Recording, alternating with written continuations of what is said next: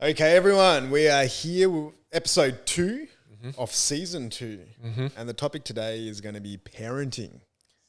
Parenting. The reason we're going with parenting as well is because it's super relevant in both of our lives. And a lot of the people in our lives, this is going to be relevant to as well. And, you know, we picked this topic because just before we did this, you were saying, who are you picturing in your head when you're doing this podcast? And we ultimately said, you know, our friends, our close friends, but then also our wives. And one of the reasons for season 2 being about key topics that we feel passionate about or we feel is going to be important to us is because we wanted to speak about things that were relevant to us. Because often you read books in our last season, sometimes there were things in the books that weren't really relevant to us in life. This is very relevant to us right now. So where do we start with parenting, Ali? Because I feel like this is a very difficult topic to talk about. Such a difficult topic. Yeah. And we had a chat about this last night. We were At dinner. And it was also part of what we're doing at the moment. We're away and we're exploring where we're currently at, what we want to do. And I know for both of us, one of the areas that really stood out was we want to be better fathers. We want to be better dads. We want to be better to our families. And if we're being honest, it's probably an area where I think we can both improve. Yeah. I think we try hard and we do our best, but it's definitely an area that we want to explore a little bit further. And we started talking a little bit about our experiences with our dads and our mums and examples of great parents that we had in our lives and what that looked like. And then I think we were really more about, well, wow, it's just something that you don't really talk about all that much. You don't. And when you do talk about it, it tends just to be feeling bad about not being the best parent you can be. And then the conversation kind of ends there. And it's usually revolved around, I don't have enough time. You know, I should be spending more time with my kids. I should be doing more with them. But then we don't deep dive into this topic because again, we often don't spend enough time reflecting on how we've been as a human being, let alone as being a parent. Yep. And I think what's really interesting about you and me talking about it is I grew up with fairly supportive parents. Especially my dad as well as my mum, whereas in your situation it was very different. Yeah, so like I had a very unique upbringing where me and my mum were very close, but me and my dad, we had pretty much a non-existent relationship. If anything, a very toxic and volatile relationship. Can you give us a bit of that backstory? Yeah, if you feel comfortable sharing it? Yeah, for sure. So it was really strange. Like we were talking about this last night. Like when I was growing up, pretty much from as early on as I can remember, my parents were together, but me and my dad, we never had a relationship. So like this started when I was like 1, 2, 3 years old. Like never had a relationship is pretty crazy. It was insane. Like we just never had a relationship. And like even from those early days, I have no memories of us having any closeness. Like as in, did he ever hold you? See, I can't even remember it. Like I'm sure he did. Yeah. I'm sure there was times there, but there's no memories of like closeness between us. All of my memories of having a parent are with my mum. And yeah, it's full on. So like, and then pretty much as we got older, like my mum and my dad's relationship got a little bit more toxic. And I just remember growing up always wanting my mum to leave my dad, you know, so that we could get away from that environment. And so what was your dad like? So a big cause of why we didn't have a relationship was he was an alcoholic. He drank a lot, and then he smoked a lot, and he was a gambler. You know, he had lots of volatile relationships. Like, you know, fortunately there wasn't any like domestic physical violence or anything like that. We were lucky in that sense. But it was very emotional, you know, in the house. Like it was a very volatile environment where he would try to, you know, bully my mum, and then me and him would always be fighting and arguing. And it felt like I really grew up because I was an only child as well. So when mum was working from a very young age, I kind of had to adult and become the person of the house and try to support my mum through that, and us sort of being a little team in that sense.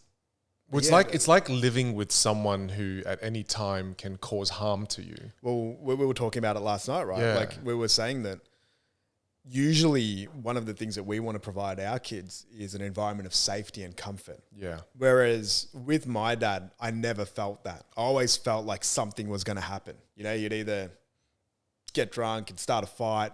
We would have a fight with him. He would do something to my mum, or, you know, whatever it was. It was just never an environment of safety.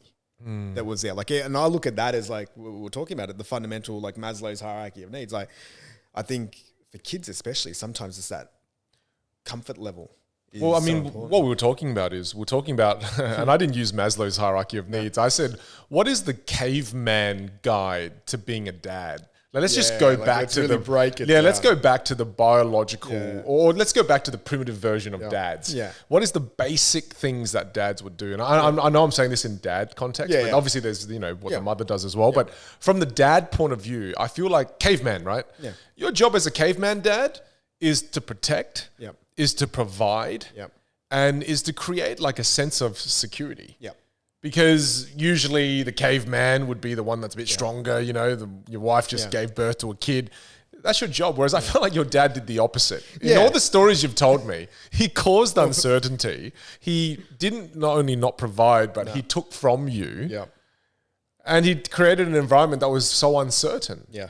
Oh man, like I felt like we were laughing about it. I felt so bad laughing because we were laughing in the company. You were laughing too, so I didn't feel. I mean, it is and it's not, because while we were laughing, I felt so much like pain for you. Yeah, because I didn't experience that. My old man created a very safe environment at home, and he provided for the family. And he gave me a strong sense of certainty that no matter what happened, Dad's got your back. Dad's got this family. It's all right. So it's just for you to become the person that you are today shows the importance of parenting, not only from a father, but what your mum was able to do and what you were able to do. Because parenting isn't just parents. I think what you did was a form of self-parenting as well as your mum being a parent. Yeah. So I think that's something we should explore at some point in this conversation. Sure. I think that's really interesting. Yeah.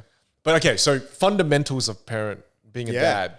Well, I loved when you spoke about that because I know we were laughing. I felt so bad, but you were laughing, so I was like, okay, I can keep laughing. But the context of what we were saying is, we're like, all right, well, sometimes we feel like we're not meeting the expectations of what we need to be as dads, right? Yeah. So, and I feel that a lot. And that's where we started breaking it down. Well, it's like, because we do it in so many other aspects of our life, like with business and stuff, there's ways to measure whether we're doing that well. Whereas I think as parents, a lot of parents feel inadequate because it's very hard to measure how you're doing it at a high level. Like I'm yet to speak to a parent where they're like, you know what? I'm just an amazing parent. Yeah. I look around here and you guys are doing it terribly, but I'm phenomenal. Yeah, I'm crushing it. Like I'm crushing it. Well, and it's even with books and resources. Like we're chatting about this. I know there's a few great books on parenting, and I'd love if people have recommendations of others that are there. Yeah, send us a message and tell us what they are. Tell us what they are. But there isn't like the how to win friends and influence people, I don't feel, of parenting. Or the E-myth of how to run a family. 4-hour work week, whatever it is. Like it just doesn't exist. And you think about it, there's been billions of parents that have done this. Like why have we not figured out? Like I was making a joke, one of my best mates had a baby the other day.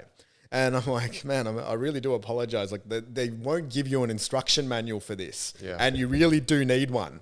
But why don't we have that with parenting? Because it is essentially a process. Like, yes, every child's different. Every family's different.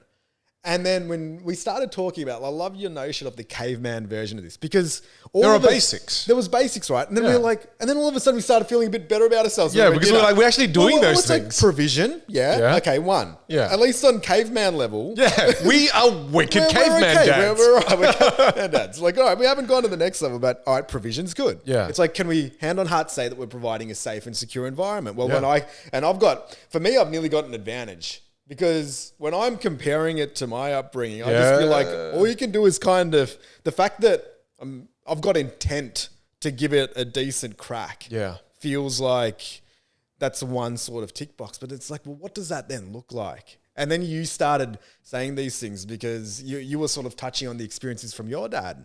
And I'm like, wow, like that's amazing. Like this role. I'm like, that's what a dad does. Yeah, well, it's funny because you were so hard on yourself as a dad because you had nothing to compare it to. And I have something to compare it to. So sometimes I feel inadequate as a dad because my old man did a pretty damn good job. Yeah. Same with my mum. She did an amazing job. I was a pretty shitty kid. So that's what's amazing is that it was cool to see the contrast. Yeah. I think that's why I thought this was going to be such a good topic for us to kind of talk about. So look, the great thing is when you look at yourself as a caveman dad, we're doing all right. We're providing, we're creating that security, we're creating that certainty. Yeah. But then we started talking about, well, what are the next level things? What are the other things? Yeah. So for me, one of the next level things that I felt that dads really get to have a role in, and I think now we're moving into the territory where it's both mum or dad. I think caveman was just dads. I wonder what a cave mum. And I think we'll speak. What does a cave mum do? Well, I think one of the things with this, we can't speak on the context of mums because we're not mums. You know, so that's a really good point. That's one that we have. Very single-sided conversation. We have to do that with Chantal and Pei. Yeah. In here, and they're how offensive would it be to them if we started talking about cave mums? They would start mansplaining. Hey, you know what makes a good mum? Let me tell you from my 0 years of experience of what a great mum is. Yeah. So I think first of all we need to set that context that we will both agree that mums are amazing. Yeah. Our wives as mums are amazing. I've got a blanket. Yeah. Literally in that room that I got Pei Wen. Yeah. And it says, if being a mum was easy, dads would do it. Dads would do it. And she loves it because it's true. It's true. Yeah. And I think the importance of this, and this episode probably will be more targeted as us speaking to dads. to dads. From dads. Yeah, okay. Let's make that clear. But I also think it's also more important because I think mums, and this is a generalization, mums speak a lot more about being mums. Yeah. Dads don't. I know the dads in my group, like I can't remember many conversations that I've had with my friends, my male friends, where we've actually sat down and we've spoken about, hey, man, what's your dad approach? How are you dadding? Yeah. It's like, oh, it's all right. How are the kids? Good. Yeah, good. Yeah. Oh, I should be spending more time with them. You know, but I've been working hard. I go to school. Like it's such a bland, it's how guy talk, right? Yeah. So I think that hopefully we could provide some insights into what we're thinking, and maybe it helps a few people. Yeah, things we're doing well, things we're doing terribly. Yeah. So I mean, okay, so thank you for that context shift because I almost went down the path of, hey, what's a cave mum? That would have been terrible. Thank you for saving me because you just saved my ass. Well, I think once you've got those foundational cave dad concepts down pat, I think when it moves to the next level, I immediately went to, especially when we're raising boys, because again, another layer of context, we only have sons. None of us have any daughters. Yeah. So to me, I immediately went to thinking about my son and thought, well, I want to teach my son how to treat women. That's the first thing I said afterwards last night, because I think that's so important. Yeah. Well, why is that important? Well, because I see, look at the media that we're seeing. Yeah. How many men are mistreating women out there and how many men are doing these terrible things. And I often think about it, like I love Joe Rogan's podcast. And Joe Rogan talks a lot about how when he looks at people, even if you're an absolute jerk of a human being, he looks at them as being a baby. He goes, at one point, this jerk that I see in front of me used to be a little baby. But a lot of wrong things had to happen to this little beautiful baby for it to turn into a monster. And I think dads have a lot of power here to come in to stop monsters from being created. Right, so I think we are the antidote potentially to monster people. Wow, that's big. Right? Yep. I didn't say this last night. Yeah. It feels quite profound. The way you're reacting makes me feel like it's very profound. So hopefully it is, because other people either you're too good of a friend or you're like, this is the dumbest thing I've ever heard. So we are monster preventers, right? Okay. Especially in the context of how men treat women. And we know that living in Australia, even, we're very blessed to live in a great country. There's a lot of domestic violence. And I've never been really open about this topic, but I've seen a lot of domestic violence growing up in terms of just in my neighborhood and around, and I've always had a very visceral reaction. Like it makes me very angry. Yeah. So to me, I think we have that responsibility of teaching our boys, especially, how to be a gentleman, how to respect women, and I think that's very critical. Yeah, that's one thing. But our kids are fairly young right now. Yep. My son's 3.5. You've got one that's 4, 5, 5 and 7, 8, 5 and 8 and 5. Yeah. So it's at a later point when they're in their teens. I think even earlier. I think it's very important. To teach that. Well, it's just respect in general.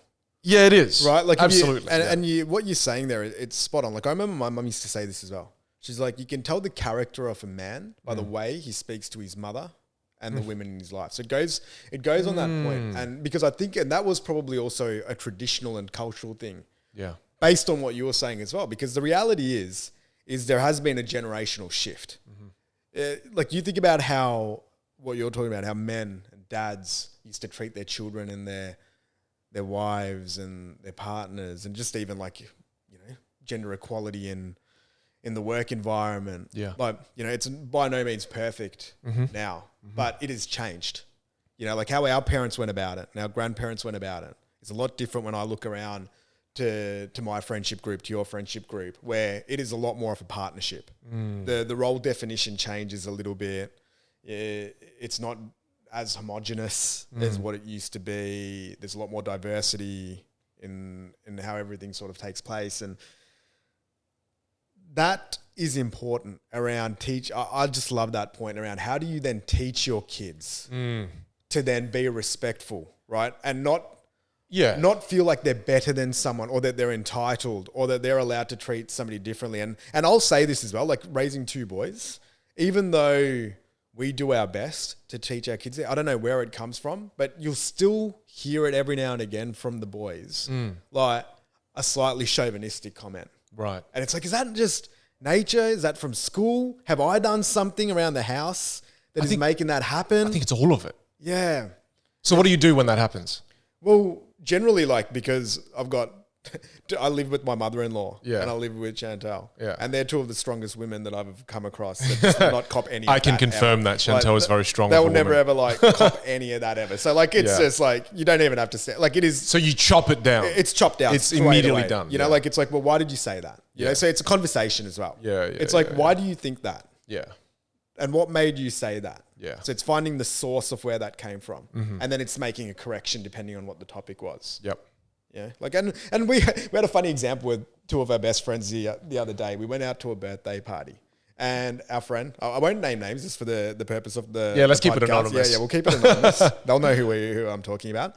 But we went there, and the mum, amazing, smart, successful, organized the whole birthday party, did everything, and then there was some point in the party, and the son whose birthday it was is well, what are you even worried about? Like, dad paid for this whole thing anyway, and you're just on your phone playing Candy Crush, right? And it was this thing that was just so far off the truth. And that never would have happened knowing the dad as well, who's like a beautiful soul, beautiful human being. But like this perception of this standard role that like dad makes money, pays for it. So like mum, for some reason, is secondary. Like this whole thing, like, and we were sitting there and we were exploring it. We're all just sort of discussing it. Really? And there was a correction made straight away. Yeah. But it's like, where does that come from? You know, and then it was that same thing about deconstruction. It's like, well, no. And even there in that situation, there was one of the cousins that was there, and he made the correction straight away as well. He's like, no, that's not right. You don't speak to your mum like that. Yeah. And that isn't true. That isn't the fact of this. Well, you keep saying, where does it come from? Yeah. I feel like it comes from history. Yeah. Look at history though. And I don't know much about history. So I say that line very loosely. Yeah, we'll say that very very loosely. Yeah. And when you look at history, that tends to be the case. Yeah. Look at like the early or the mid 1800s or the late 1800s, the early 1900s. It tends to be that the man goes to work and then the woman was at home. Yeah. So it was only in recent years that, you know, women have kind of stepped into a position of more power and then started to become the provider of most families. And even from my situation, when I was an entrepreneur and I first started my journey, I was making $500 a week. And guess who supported me? Pei Wen, who was my girlfriend at the time, who was a pharmacist who made $2,000 a week. Yeah. So she was supporting me. Yeah. And when I think back about my gratitude for my wife, you know, even at the time when she was my girlfriend, I go, wow, you provided for me while I was finding my feet. So as a man, I never forget that. And it's amazing to see the evolution of how that has changed. But where does it come from? I think it comes from, you know, movies still often portray it as that. Yeah, it's everywhere. It's only recent that you'll see a Netflix series where the dad might be the one staying home and the mum's the one that goes to work. It's reinforced by society. Yeah, it's reinforced by society. So I think mainly kids see it from society, from movies, from history, from the past. And there's probably got to be something about genetic memory at some point where you're born and it just, you just think that, oh, you know, it's dad. You know, dad's the one that makes the money and then mum stays home. Yeah, well, it's even funny, right? When we talk about the caveman provider of us having a tick box, Yeah. one of our things is provider. Yeah, well, we did. But then but again, I believe that if it's the caveman days, surely that was the case. Yeah. Yeah. Yeah, it's I don't know. It's such a... I don't know. One of the thoughts that was just sort of coming to mind then when you were talking about that is I also think there is sometimes, whether it's mum or dad, there's an underappreciation of whoever is the primary caregiver, if that is the case. Like I've also seen it. I've got a couple of really close friends where the dad is the primary caregiver and that role can get underappreciated. Right. And the primary caregiver being the provider or the one being at home? The most time with the kids. child. Like, because I think in most parenting relationships, there's usually one person that spends a significant more amount of time. Right. Very few. Maybe COVID's changed it a little bit where it got more to 50-50. Yeah. But it feels like prior to that, there's usually like an 80-20. Okay. It just seems like naturally that takes place. And again, it might be a gross generalization here. Yeah. And again, for more context on this, we are freestyling on this. So if we're offending anyone with this conversation, please know that is not our intention. Because we're just... Well, it's not my intention, but it is his intention. It's definitely not our intention because it's an area that we're learning about. And it's an area that people don't speak about. Yeah, that people don't talk about. Yeah. So the fact that we're talking about this for the first time, I hope that it's for us anyway, a step forward in us being more aware. That's right. And us being able to recalibrate our own opinions and our own views. Yeah. So again, I think, it's just two blokes trying to get better at being dads and being a part of a family unit. Yeah. But back to what we were saying, right? We said it's about respect. I started by saying, hopefully we can teach our boys to become respectful individuals to women, but also to society. Yeah. On respect as well, as a part of the Asian culture for me growing up in the Vietnamese community, respect for your elders is a huge one as well. And that's something that I chop down pretty hard, is when I see my little boy be disrespectful to grandma or grandpa, that's a no-no on my end. Because to me, as parents, look, I'll give you freedom, but there is a fence.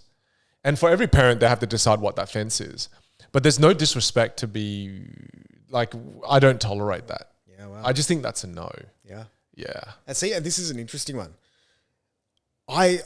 We kind of teach it a little bit different. Yeah. Where, and maybe it's me more personally. Right. Where I agree. I think it's just respect in general as the baseline. But I also want to teach our kids that respect needs to be earned. Yeah.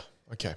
So that just because somebody is in a position of authority or power over you, you also need to have the self-confidence and belief to be able to question things at times. You can question it, but you shouldn't disrespect. Don't disrespect it. Yeah, but you can question it. Yeah. That's a good little nuance. Yeah. Where it's like, if this feels uncomfortable, you don't have to be disrespectful. Yeah. But you also don't have to just succumb to that because that person is older, more senior, whatever, they've got a title. It's a good point. It's because I think that can also, I just remember that growing up where there was dangers in just having automated imagine you just listen to your old man. Yeah. And even, I had family members that I potentially didn't really align with that much, that had advice that if I'd taken it. In you saying that, I just realized what I said about you've got to respect your elders. Yeah. That was just a line of script that has been embedded into my DNA. Yeah. I didn't say it because I truly believed it. Yeah. But the self-awareness that you just gave me was I said that because that's what everyone in my culture says. How freaky is that? Yeah. But I said it as if I freaking believed it. Well, I mean, I think respect is important. Yeah. But you're right. I shouldn't just be chopping down questioning, because I probably would have normally viewed, like, if someone said to my son, do something and they're older and my son said, well, why should I do that? I would have been like, disrespectful, no, chop, right? Yeah. You shouldn't do that. Yeah. Yeah, this is a really important nuance here. Yeah, and because I grew up, I was the opposite. Because I was sort of developing my own sort of creed or rules. I used to go the extreme other way. Well, you were very disrespectful, I needed to show more, I had to show a lot more respect as I was growing up. Right. Because I would sometimes sit there and I'd have it out with an adult and it was nearly too far down the line. Because I already didn't have those fundamentals in the parenting relationship with my dad. It's like, well, wow, if I'm going to if I don't really have that much respect for my own father, Yeah. like if you're especially adult males in my life when I was growing up, you get pretty volatile. Like if they tried to enforce their will or power or authority over me, I was like, no, this isn't happening. So I had to learn that skill set as I got a little bit older around not going straight into fight mode straight away. Yeah, well, I mean, I think that's a really profound point, is that teach your kids to be respectful, but don't just cause them never to question authority, because that's the culture I actually grew up in. Yeah. Don't make them submissive. Don't make them submissive. That's exactly the right word. Yeah. I was very submissive for a big part of my younger years, because we were taught that no one has to earn your respect. You're a kid. You have to respect everyone else's standard. Yeah, well. And as a result, we became submissive. And it's why you find a lot of people in the Asian culture, again, probably a blanket statement, but I think it's mostly true. We don't make a lot of noise. Like in an organization, when something goes wrong, a lot of people in the Asian culture just kind of sit back and they kind of accept the change without making any noise. I don't want to ruffle the feathers. It's okay. It's all good. It sucks, but it's all good. Yep. And as a result of that, you don't find many of us often in strong, powerful leadership positions. And I think it comes from that youth, when we're told just you have to respect your elders. I remember one of the first times I had a speaker who was older than me come to me for advice on the speaking career. And I felt like, I can't give you advice. You're older than me. Yeah, you're more experienced. Yeah. And it was just the strangest experience for me, because I was like, oh no, I'm sorry. Like, no, there's nothing I can teach you. So like, you know, so that was really interesting. Awareness. Yeah. And even if I look at it traditionally, with what our family is, so we're Indian through generations. And if I look at our culture, traditionally, if my mum didn't do it differently and we went down that path, a lot of the decisions in my life would have been made for me. Yeah. Yeah. Like to even the extent of who you marry. Like I wouldn't have been allowed to marry Chantal if I went down that route. Wow.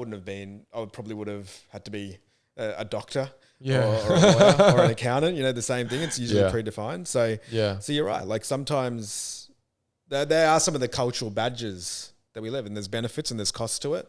But so moving forward with that, what that means is, in getting our children to learn how to be respectful and getting them to also have enough courage to ask questions, we're actually getting them to explore who they truly are. Yeah.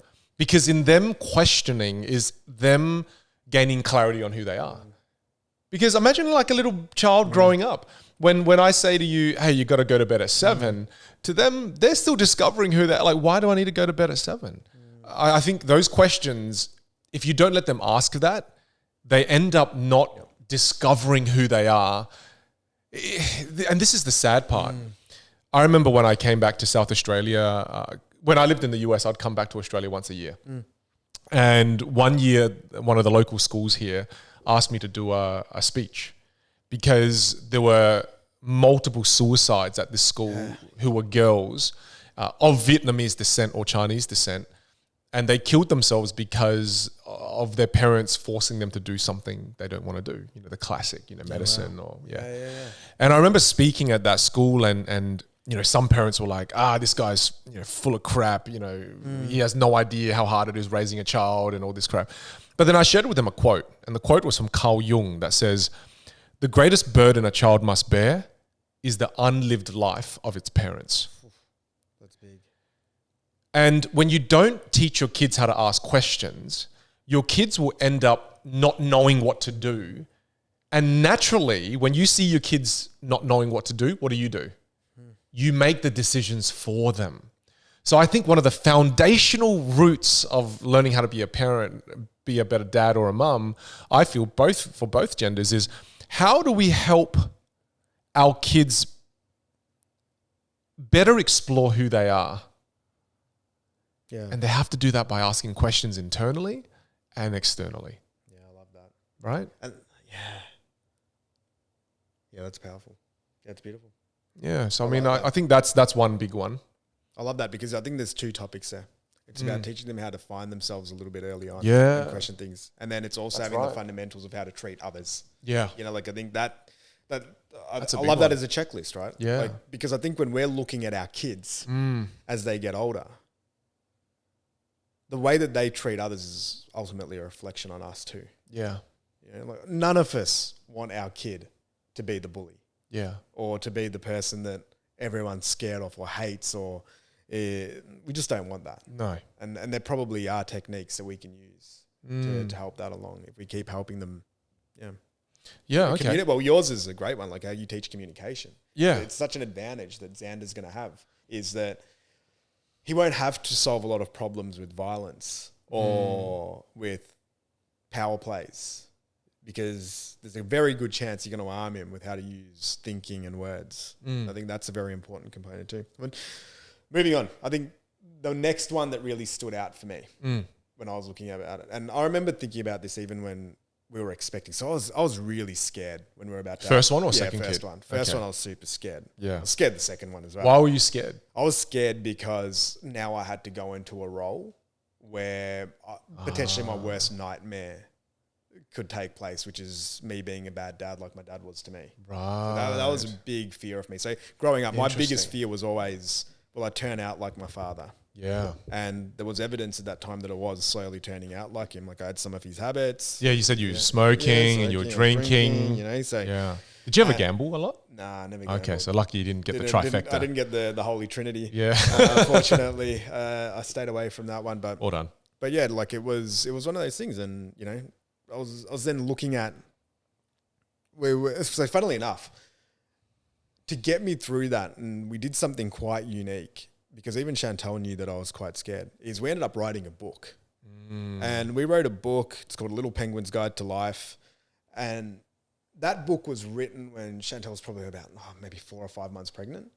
Oh, so none of them were born yet? No, so Marcel wasn't even born Oh yet. my So goodness. he was getting baked in the oven. Yeah. And we had a chat one night. Yeah. I was like, well, what do we want for our kids? Because I was sitting there and I don't have a value set as a dad. I don't really know what I want for this little guy, because I never had an example of what that looks like. And then we just started writing things down around what was important to us. And the big thing that just kept coming to me, and we were talking about this last night, like so many of our actions are driven by our inadequacies Yeah. and the things that we didn't have when we were growing up. And I was looking back around, I just feel like the main reason why my dad ended up where he ended up was because he never pursued his dreams, and he was never able to put that into action. And because of that, he had dreams. Because of the lack of action, he felt inadequate. And then he had to go to different vices, and he had to take it out because the self-esteem was low, and there was a few other areas there. So that became one of the biggest things for me, is that as a father, I wanted to show our children how to explore their potential and live their dreams. So give us a sense of what was written in that book.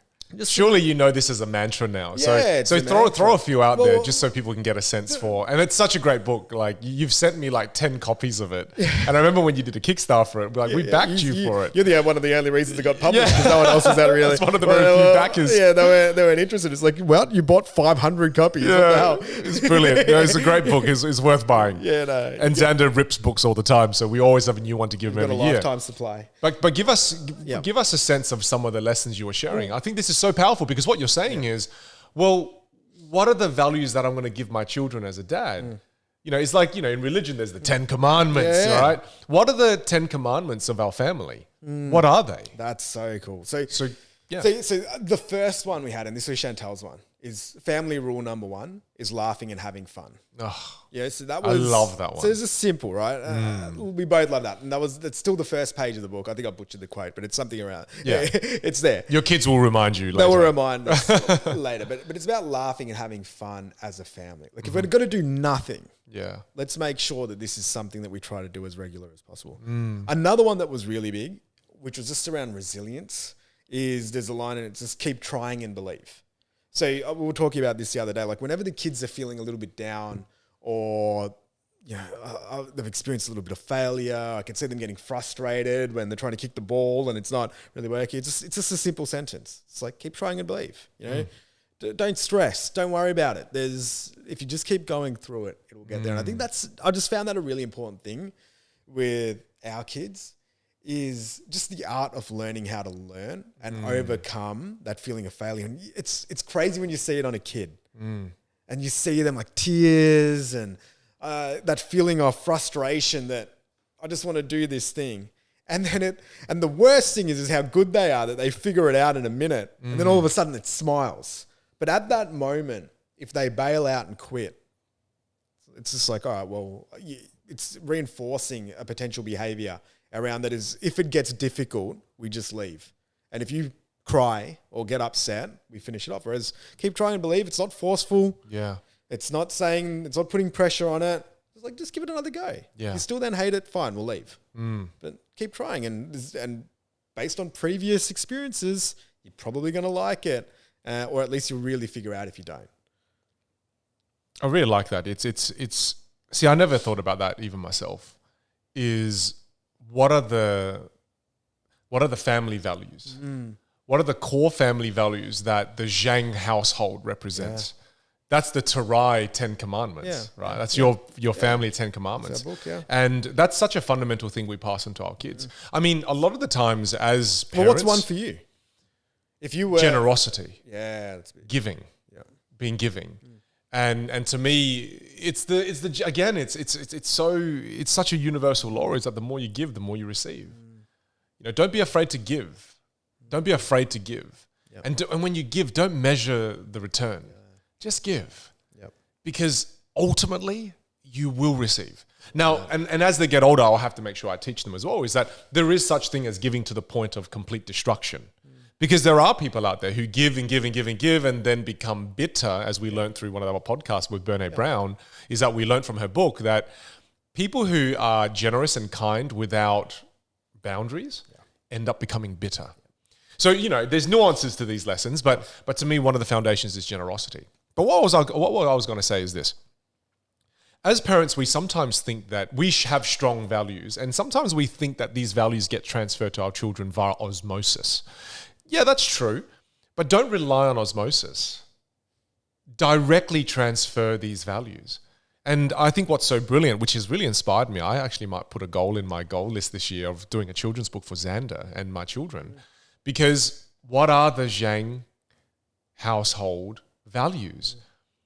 Like if I was giving my child a gift, what gifts in value form do I want to give my children? And then, of course, you develop your own values, but being born into this family, there are values that would serve you this life. Not that I want you to have these, but they're going to serve you. You're going to kick ass in life if you take these values on board. So, yeah, that's really inspiring. I never thought about that because I always thought, oh, it's osmosis. It's going to happen. Yeah. It's going to happen, of course, you know. But no, I think an active way of transferring those values is very powerful. Yeah, it's more powerful than what I ever anticipated because we thought it would be just this book that we would have sitting there on our sort of coffee table. We'll talk about what happens with the kids when things happen. They start reciting Well, it. they quote it now. Yeah. And they go back to it. They say lines from it, which we don't. That's what's happened by osmosis. That's not us telling them, oh, you need to practice the Read lines. the book 10 times a day. You need to memorize the book, otherwise you're not going to get What is page 4? Line 2. No dinner until you repeat it. But yeah, it's kids love learning. Yeah, they do. And they also feel, I think, a sense of pride that this thing was written for them. Oh yeah, and this is our family's rules. You know? Like it gives them a sense of security. Yeah. As well. And also you got to remember when children are born, they're born as a blank slate. There's got to be some guidance. I mean, otherwise you don't need parents. You don't need parents. What have parents for? Yeah. I think parents are here for the purpose of guidance. And hey, from our experience, this is what we've learned works pretty well. Yep. And this is what we've learned, it doesn't really work. Yeah. Well, regardless of what happens, as parents, we transfer our values and beliefs onto our kids. The good and the bad. The good and the bad. And let's highlight the good and try to minimize the bad. And even that, they might grow up and they'll be like, you thought that was good. But like every kid has that same thing with their parents, right? Like the parents have thought that they've done this well, but that actually put pressure on the child, or it made them have an expectation that they couldn't achieve. And I think that's the thing with parenting, is it's just never binary. Yeah, because we were talking about this last night as well. Yeah. And I now reflect on the experience that I had with my dad. I actually learned so much. Like if I look at it now, it was a gift. Yeah. Because it gave me the handbook of what I didn't want to do, which is sometimes more important than having the handbook of what to do. Yeah. So there is always a different perspective. Silver lining. And just I think for us to know that as parents that we're never going to perfect it. And you're always going to mess up your children. Like that is, it's inevitable. We're all going to do it. And you know, that's right. We'll do it in different ways. Yeah. But it's good to know that even when you mess up, that is a lesson for them as well if they're receptive. And if you've created a kid that's inquisitive, that asks questions, and that you've taught them how to think through things, not just know the answer to the problems, but to think through the problem. So I think that's beautiful. And then the fact that you saw positive out of your dad's experience, man, that's awesome. I was thinking about one of my friends. He was saying it the other day. He's like, he's really close to his dad. Yeah. And he's like, one of the biggest moments in my life was when I realized that my dad was a human. Oh, he was 15. I felt that before too. And then he's like, it was crazy. He's like, it took me until I was like 15 or 16. And I saw him there and he was human, and it just took our relationship to a different level as well. Yeah. The day you humanize your parents is a big day. Rather than being a hero or being the know-it-all. And I think that's also because this goes back to one of your other tenets at the beginning around creating a safe environment. Like my big checklist, if I look at it in 5 or 10 years' time, is I just really hope that the boys don't have to hide anything from me. Yeah. That we can have that level of relationship where there's enough respect and openness in our relationship where we don't necessarily always have to be best mates. Yeah. But if there's serious stuff going on in their life, that they're able to come to us and they're able to have that conversation. I don't care whether it's me, it's Chantel, it's my mother-in-law, my mum, but I hope that there's somebody in that ecosystem, because that to me is the saddest stories, when something really terrible could have been prevented if there was just a couple of conversations. But those conversations couldn't happen because there wasn't a level of openness to it. And it's a safe environment. That really comes back to the kids knowing that even if you've done something wrong, it's okay. We'll learn the lessons from it. Otherwise, if sometimes you're too strict, like often in households in my culture, the parents don't know the children. And the children don't know the parents. And the saddest thing I told you is I know someone as well that when his father passed away, he was like, man, I'm just so glad. So relieved. And it was so sad to hear that, because, I know you missed out on that relationship, but I have such a deep relationship with my parents, and it's one of the most special relationships in my life. And for someone to get to the point where even when their parent died and they said, oh man, it's just a relief, to be honest with you. That's sad. That to me was so sad. Yeah. So I think that's a very important point. The values. What are the values? And have clarity on what values you want to share with your children. And again, at some stage, it's their decision whether they want to take it on board or not. But I highly recommend these kind of thing, right? Yeah. And have clarity on that. Yeah. I think that's important for dads. Yeah. It's important for us to think about, well, what are the values you want to give your children and share with your children? See, that's a great one. I like that. We didn't actually touch on that really last night. So that's really good. Second one you said that I really love just now. Safe enough environment so that you will share with me deep and vulnerable things that are going on in your life. Be that person that your kids will turn to when their world is in chaos and they feel trapped, that they can come to you. Yep. Easier said than done, that one. Yep. Yeah. Yeah. Very much so. Yeah. And I think, see, this is something that's going to be interesting. So how do you do that? How do you have a relationship with your kids where they will actually come to you? And here's where I'd love to share something with you, right? When my dad was willing to express pain transparently and openly, that was the day I knew it was okay to come to him with pain, was when he shared with me pains. Vulnerable. And we're so scared to be vulnerable with our kids. Fully, because we feel like we have to be the one that's always in control. Now, I think that's important up to a certain point. But there surely is a point in the child's development where we can show them vulnerability. But I don't believe that until you show vulnerability, they will. Because this thing happens. Dad's always holding it together for us. We need to hold it together for Dad. Oh, that's a big one. Right? Mum's always holding it together for us. We need to hold it together for Mum. Now, this happens in my relationship with my wife. I remember when I was talking to Pei Wen at one point, you helped us kind of gain clarity on this, is that I had all these stresses in my mind, Ali. And you're like, well, who do you talk about it to? I'm like, no one. You? You're like, well, why don't you talk to Pei Wen about it? I'm like, well, she's dealing with enough. The least I can do is sort this crap out. And then when I talked to her, she was like, hey, you're dealing with a lot. I don't want to share with you my problems because the least I can do is deal with this crap. So we were a team fighting separate wars instead of coming together to combine forces to defeat the enemy in this case. So that to me is not only something with your wife or your husband, this is something with your children too. Don't be the family where, or if you want to be, sure, do it. But I think don't be the family where your kids are fighting separate battles and you're fighting separate battles. When the kids get old enough, share some of the struggles you go through. Otherwise, what happens, Ali, is the children grow up with a false sense of reality. If parents always hide fights, guess what that does to the kid? Relationships are perfect because mum and dad had a perfect relationship. Yeah.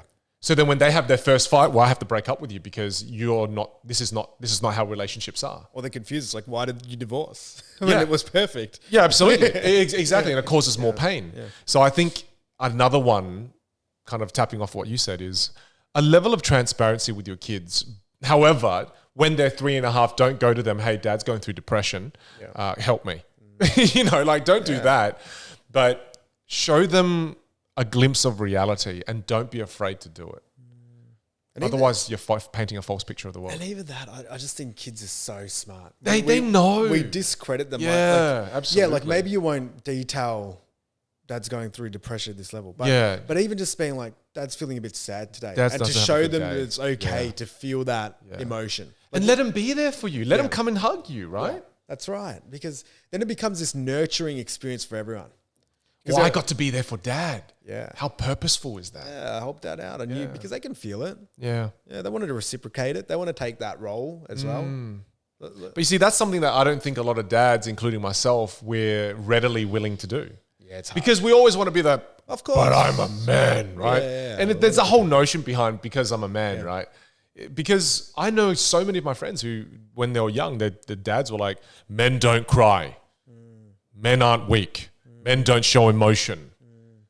So sad. Because even the men who say that, they get sad, they get weak, and they have emotions. They just suppress it. Yeah, it's just locked away. It's just locked away. Yeah. It's like a fart. If you don't let it out, you die. I don't know if that's biologically true. It's true. Scientifically, if you Google that, that is 100% true. That is 100% true. If you never fart, you're dead. I don't know. I'm telling you. I want a doctor to check No, there's no need for any doctor to check that. That is factually 100% Wikipedia true. Okay. What else? What else? As a dad, what else do you think we're going to have to do on this journey? Well, we were speaking about this last night. Mm-hmm. What's the thing that hurts us the most when we feel that we're not adequate as dads? And we both had the same answer. Yeah. And I wonder if there's any other answers that we didn't think about because we didn't give ourselves time. Yeah. Go for it. All right. So one of our big ones was presence and being there. Yeah. And you said that whenever you say no to your kids, when they're like, hey, Dad, you want to go for a kick for the soccer ball at the park? And you say no, you go, no matter what, you feel terrible. Yeah. But I still do it. I try to reduce it. Because being a dad... Like, here's the thing. All right. You could go to soccer with your son and play with him every day, every hour of the day. But then guess what's going to happen? Your son won't feel a sense of security because you won't be able to pay for the electricity. You won't be able to pay for the food on the table. Like, again, I think being a dad is not just one or the other. It's all of it. And the reality when you say that is it's overwhelming. You've got to do all of it. It means that and it's never finished.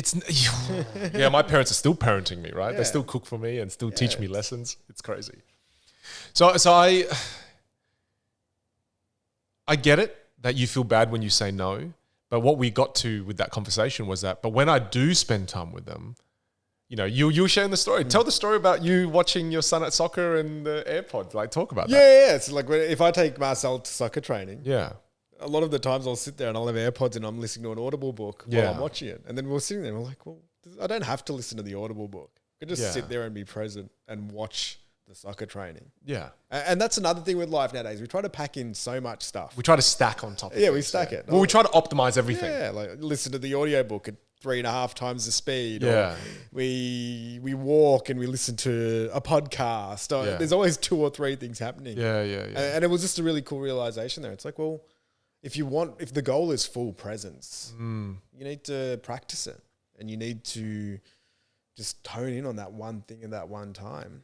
That's something I'm definitely going to try to be better at. It's hard. It is hard, but it's hard to do consistently. Yeah. And I wonder if there are any kind of... Well, we were talking about this, right? It's like sometimes I think whether it's playing the role of leader or husband or parent, whatever it is you can string a few days along. Yeah. And then you're no good one day, but you feel so bad because you weren't good on that one day. Yeah. And then it throws you off a little bit. Yeah. And then you're like, well, what's the point of even trying? What's the point of even doing that again? And it's a narrative that can happen, although it's an incorrect narrative. And it's like, it's just easier if I just did work emails or whatever it was. Because... Well, I have the problem of... You see how we're talking about being a dad right now? There's so many layers to being a dad.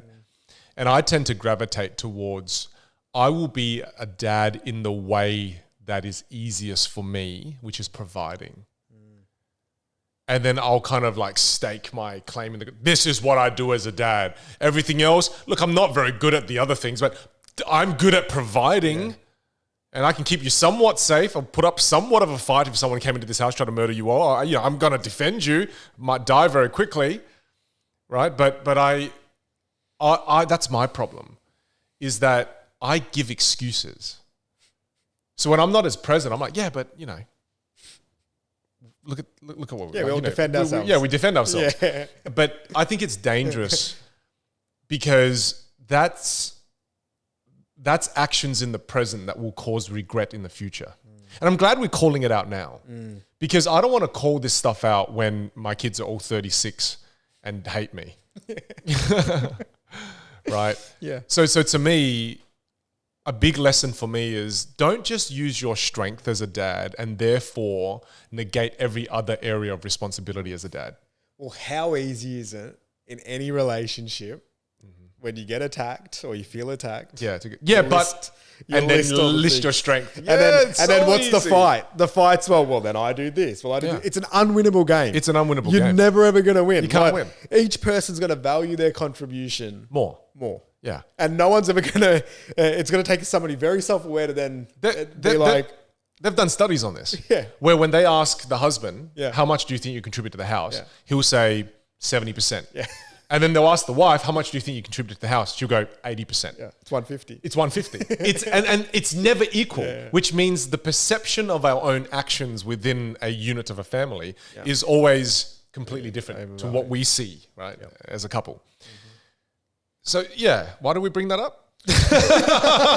What are we talking about? Well, what I'm thinking about here, I think we're talking about defending ourselves. And feeling like that we have to justify it. Whereas the reality is, I think when you hear yourself defending yourself, it's probably a good sign that you need to explore what you're defending. Because if somebody's, like say if Chantel's telling me something, and if I just discount it and I go straight to defense, I internally know that there is a very large element of truth to what she's telling me, and I'm defending because I'm not really ready to explore that and sit in that truth.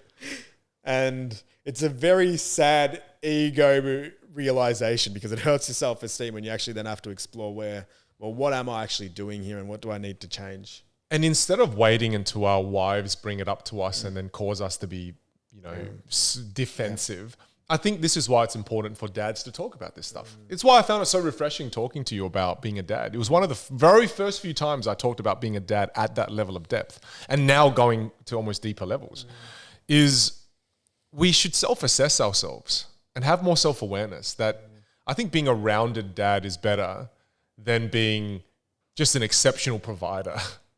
Because then you regret. Yep. You absolutely will regret.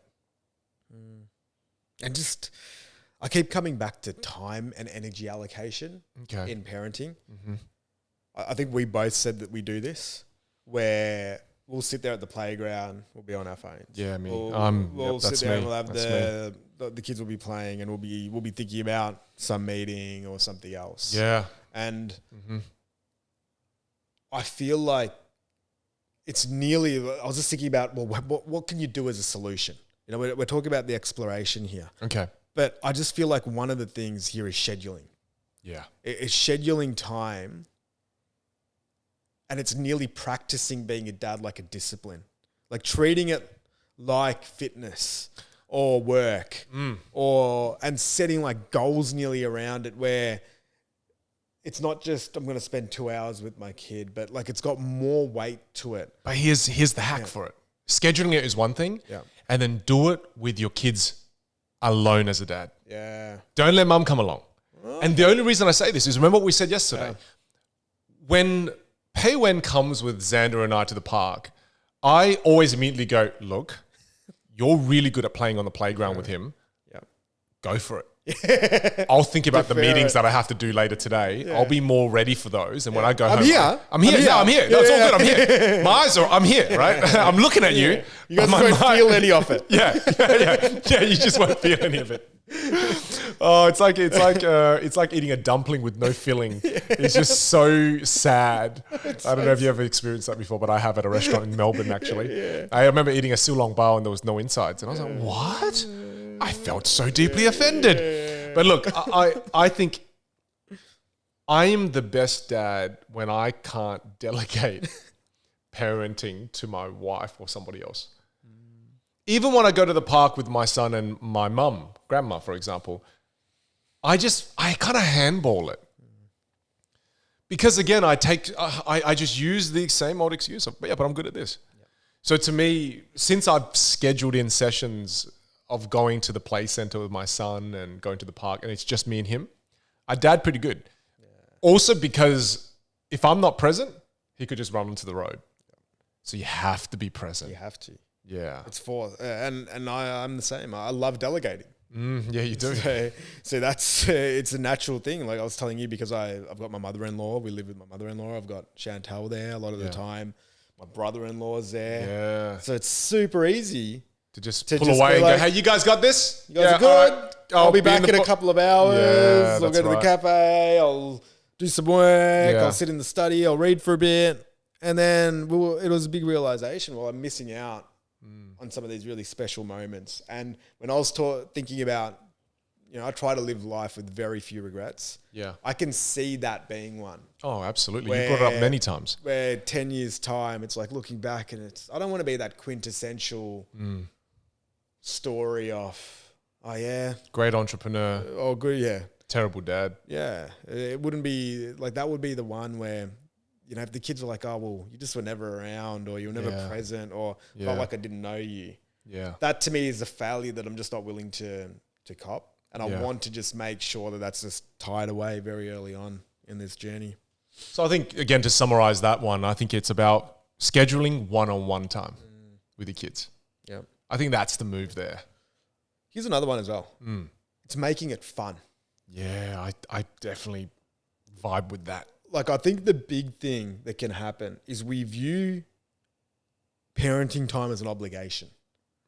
Yeah, and I look at that that's Chantal and I as a couple, where it nearly becomes this thing where it's not enjoyable. It's like an obligation. It's like, what? Oh, who's going to look after the kids? And it's like, well, why? Well, they can feel that. Well, this is a privilege. So how do we then turn it into something that is super exciting? And I think it's even a cultural thing.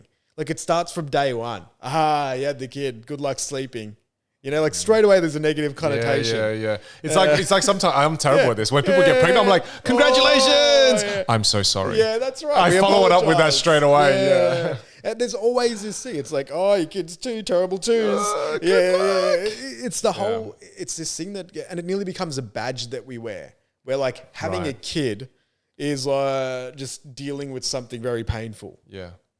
And yes, there are times that are challenging. Yeah. But every time I Hey, start and also feeling remember that you're on the other side of it, right, mate? So you're talking with like, you know, on your little white horse over there. Yeah. Kids are 5 and 8. Yeah. Whereas I'm still dealing with a toddler. Yeah, you're dealing with a toddler. So look, just speaking That's on the right. parent Yeah. side of toddlers, Yeah, I forgot it about also is a miserable experience. All right, mate? So let's remind you of how hard it is. Of course. Look at you with your 5 and your 8-year-old. But how do we turn something? You're right, because Yeah. it is. It Yeah, can be it's like tough. you're sleep deprived. Yeah. You're dealing with Yeah. a human being that is very showing behaviors that you wouldn't want to see in somebody that you're related to. Yeah. But how do we then turn that into a positive spin? And I think it's going more back to the point of turning dad time, mum time, parenting time into something that's special as much as possible. How do you do that? I try to combine it with things that I really want to do as well. So say recently, one of the things, so I love traveling. Mm-hmm. So one of the things that I always tell with Chantal for quality time, I love spending time with the kids when we're away. I love taking them, you know. On a holiday? Yeah, on a like you went holiday. to Bali last Yeah, year. you go to Bali and Yeah. and there's just all these beautiful moments and memories. Like you're in the pool, you're doing all these bits and pieces. Now, pandemic obviously changes that a little bit, but traveling's one. Or locally. The other one, wherever it is. It's getting a new environment. It's something that I'm aligned with. It's something the kids are going to enjoy. There might be some activities that we can do. Perfect. It's hitting lots of really good hit points. The other bit is I love sporting events. Yeah. So checking out Ticketmaster, Ticketek, seeing what's available out there. Love booking in events like that. And nowadays, so much of that entertainment is good for adults. It's good for kids. Yeah. Like we've got this thing called Gumbaya Park that's near us in Vic. You can go there. Like all of these. So it's joining activities that everyone can enjoy. For me, helps that alignment piece. For me to add to that, the same way you make a date night special is the same way you'll make a scheduled session with your kids special. And what is that secret ingredient? It's planning. Yeah. So to me, something that I've done only this year, mind you, I will put my hand up and say that I was not the best dad before this. And one of the biggest changes that I feel has made me become better, not the best, but better, is like in my goals, I actually have a task that says the amount of time you've spent being creative about what to do with Xander. So I track that. So I force myself to sit down for 30 minutes, not allowed to do anything else, and go, how can you make our 3 scheduled sessions this week fun? And you'll be shocked at how many things you come up with, because we use creativity all the time to solve business problems, to solve marketing problems, to solve delivery problems, right? Imagine spending some of that creativity on coming up with things to do with your little child. And here's the thing with kids. It's not that hard to find something that's going to excite them. It's actually not. Like one of the things my son loves is playing house. So we can just bring a few chairs together, go play house, exciting as hell. But I think what you're saying is aligning it with something you like, because I don't necessarily like playing house. Yeah. Yeah. I'm like, I like playing house. That was going to be my next question. Yeah, no, I don't. I'll be very transparent. It's not fun. However, so for an example, I took him to a place in South Australia called Latitude, which is a jumping trampoline, jump into foams. Yeah. Now, they let the adults jump in the kids section. So I'm like, this is amazing. So me and him, we're jumping, we're having a good time. But I think it's the time spent trying to solve it is where the meaning lies. Because if you don't spend time planning it, no date night's ever going to be special. You do that same thing again. You just pick the really expensive restaurant because you're overcompensating. Yeah. Right? This is one that's potentially controversial. Okay. Oh, I'm excited and scared because my I wife think listens one to this. thing that a lot of parents are scared to admit is that playing with kids can be boring. I'm going to take a moment of courage here. I want to take a moment of courage here and go, no, it's not. No. I'm glad you didn't do that. It is. It's the truth. But it's the truth, though. Let's sit on this for a moment. Let's sit on this for a moment. So, look, let's sit on for a moment, because anything that's repetitive is boring. Yeah. Like let's just lay the fact on the ground, right? Yeah. If I talk to you every day like this, well, when you will be boring. house, This will be boring. When you said playing house, I'm glad you touched on the fact and you Yeah. said that, well, I don't want to play house. Yeah, I don't. But as parents, we're meant to want to play house, right? Yeah, we are. And we should because of the joy that it brings our children. Yeah. That's the greatest bit of satisfaction in it. But I think a lot of the times when we prioritize the email or the thing that's got more of a dopamine hit for us Yeah. is because there's got to be a solution in there that nearly gamifies playing with your kids and enjoying even the activities that you may not necessarily enjoy. Like, say, for example, a lot of us don't really enjoy going to the gym, but there's ways to gamify going to the gym where you can make it enjoyable. A lot of us don't like eating healthy. There's ways to gamify that. So let's assume, especially with younger children, because I think this is what happens, especially with a lot of dads, and I hear this all the time. I'm going to wait till he's older and he can play golf and we can go on golf trips. Exactly. I thought the exact I'm same going to thing wait till he as you can said go that. fishing. And then you miss the first 4 or 5 years. Yeah. Because, and I think this is more for dads, they struggle to connect with the kids because they're not enjoying it. And guys struggle to fake excitement potentially more. I can fake it pretty well. Okay, you're good at it. Yeah, I'm good at faking excitement. Yeah. See, I'm pretty bad at it. I do it when I talk to you. Yeah. I'm doing How am I doing? How am I doing? I'm doing it right now. Yeah, Don't you're very steal my good. joke. You're very That's good. me. Yeah. Don't, Very good. It's how I Very really good. feel inside. Yeah. I'd rather be playing house with my son. Yeah, this is That's more engaging. This is a great. Yeah, even right now, I'd rather be doing that. Yeah. So how do Yeah. you gamify this? How do we gamify? How do you gamify this? Well, I think there's things in like aligning it to your goals is potentially a way of gamifying it. So say if you're somebody who's an achiever type, having something where it's like a tick box. Yeah. And Oh, you just gave me an idea. all right, what's the idea? Do you know how building house will be more fun with my son? Yeah.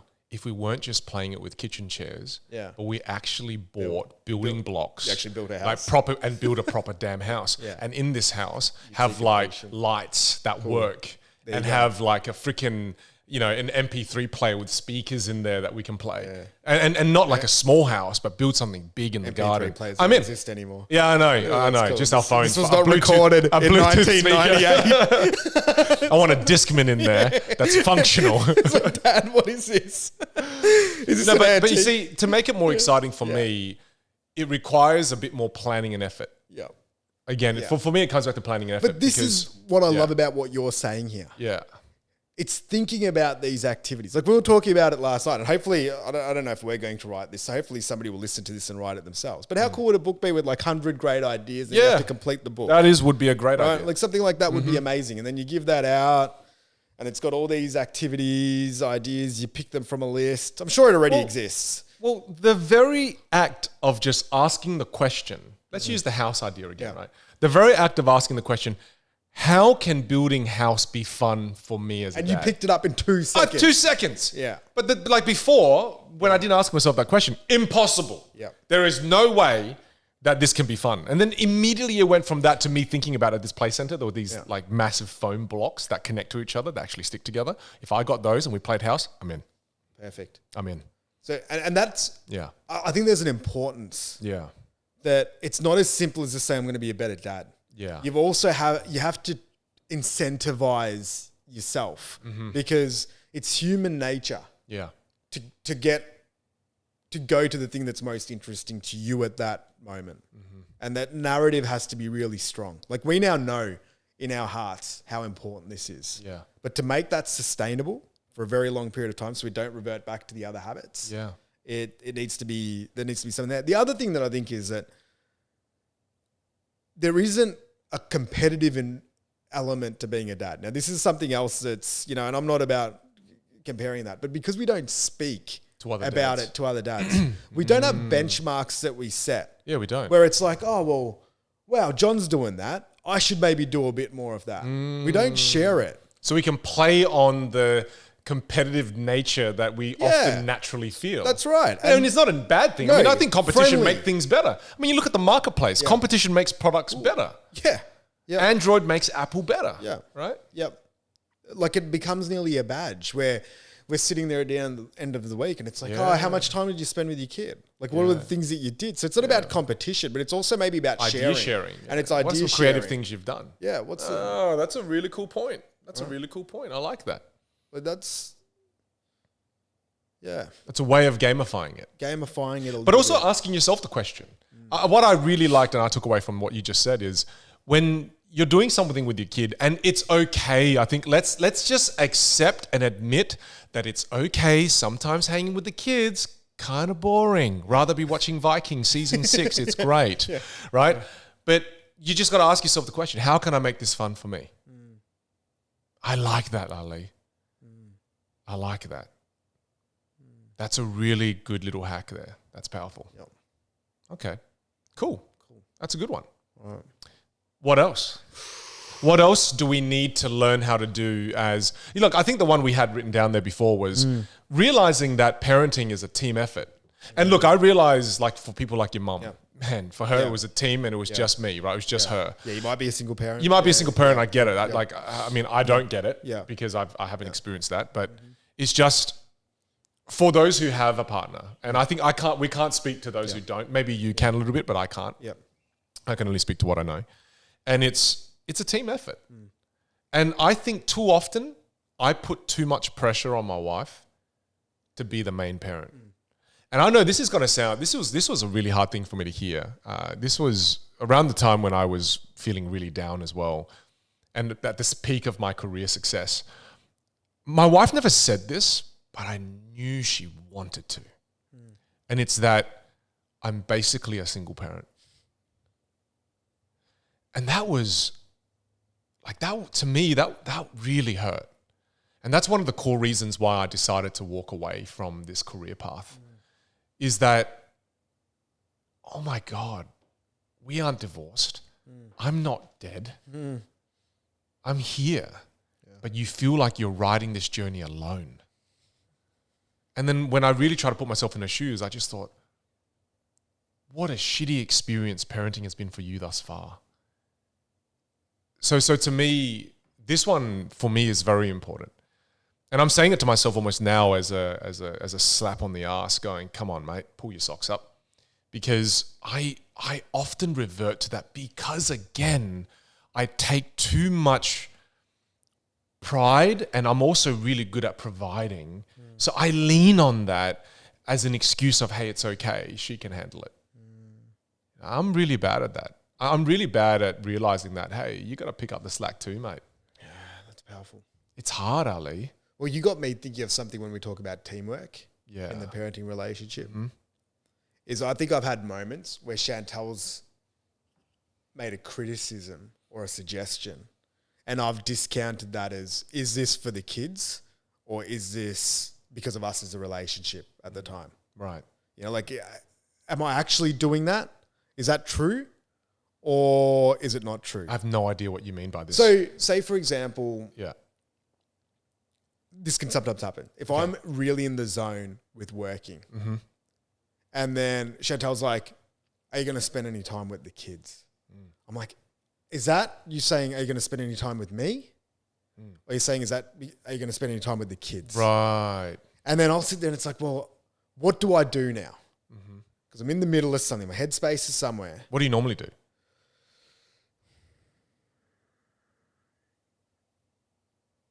I'd say it's a mixture. Okay. So I'd say I used to. The default was I'd go, and I keep doing what I was doing. Classic move. Classic dad move. Classic dad. Move. That's classic dad. It's like, yep, I agree. Classic dad. I agree. See I'll you finish in 3 this hours. off. Yeah. And I'll be back. Yeah. And I used to do that because I had this belief that you don't understand. You understand what I'm thinking, what's going through my head at the moment. And what I'm doing. And what I used to also do is I'd believe that what I was doing was more important than that, if I'm being honest. Yeah. And it still can happen at times. I'm more aware of it now. And what I used to also do back then is I'd defend and then I'd counterattack at times as well. Of course. Another classic dad move. Another classic dad move. Hustle move. It's a classic move, right? It's a jab and then the uppercut. And classic. Last couple of years I've tried this more is I'll do what I call an ego check. And I'll be like, is what I'm thinking right now real? Or is it just my ego feeling like it's being diminished, so I'm acting in this way? And then I'll sit there with Shan, and it still happens. I wish that it was perfect. Yeah. But I'll be like, look, I apologize for saying that or whatever I've done, because now upon reflection, I can see that was ego-based. Yeah, you're right. You came here with a suggestion because you saw something that needed to be corrected. And I need to take that on board. And do you find that often it's because she's saying, hey, you're a part of this damn team too. That's right. You need to come to the table. Yep. Right? For sure. And that's how it kind of connects back to what we were saying, right? Is that sometimes in particular, my wife, she would reach out with a cry for help. Yeah. But often it's because I've neglected it so much that the cry for help is a cry of frustration. That's right. So then when I hear the cry of frustration, I don't see it as a cry for help. I'm like, this is an attack. Yeah. Like, are you just doing this because, like, what the hell? And I think it's an attack. But it's actually, when I reflect upon it, it's my fault that I let her get to that level of stress that she needs to ask for help in a really aggressive way sometimes, right? But it's that aggression is warranted because, man, this is a two-player game. And I make her play at one player 90% of the time. Yeah. And then I think with a delusion in my head that that's all right. But when I play the 10%, I play it wicked. I don't even play that wicked. Yeah. But then it's like, I just feel like the modern day parent, it's more now closer to 50-50. And you've got to find a way to bring it to, and it may not be for some people, but I for me as a challenge, how can I bring it closer to 50-50? Because I think for too long, I've made my wife play a two-player game as a one-player game. Yeah. Well, that's what we did. Yeah. It's like, well, I'll focus on this side. You focus on that side. We'll sometimes meet in the middle. Yeah. And what I also learned with that, when that would happen, those instances, it was also Chantal feeling like her contribution and her life isn't being measured equally because I'm placing more importance on the stuff that I'm doing. Yeah. And that's also a classic dad move. Classic dad. Yeah. It's a one-player game. It's like, and we used to we'd have a word at times. It's like, well, this is the Ali show. Yeah. And we're all just supporting characters in it. Wow. Did she say that? Yeah. Said that. Wow, Chantal.